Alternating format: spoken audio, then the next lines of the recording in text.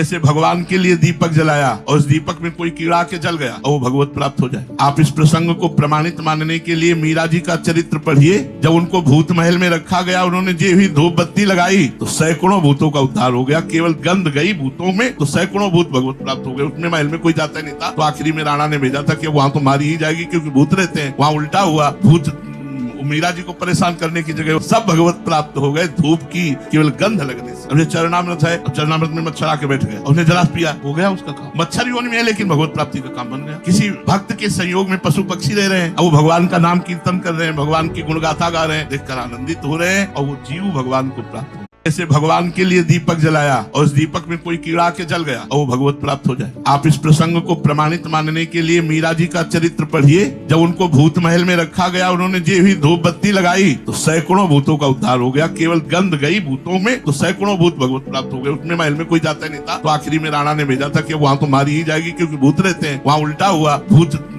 मीरा जी को परेशान करने की जगह सब भगवत प्राप्त हो गए धूप की केवल गंध लगने से। उन्हें चरणामृत है, चरणामृत में मच्छर आके बैठ गया, उन्हें जलास पिया, हो गया उसका काम। मच्छर योनि में है लेकिन भगवत प्राप्ति का काम बन गया। किसी भक्त के संयोग में पशु पक्षी रह रहे हैं और वो भगवान का नाम कीर्तन कर रहे हैं, भगवान की गुणगाथा गा रहे हैं, देखकर आनंदित हो रहे हैं और वो जीव भगवान को प्राप्त हो।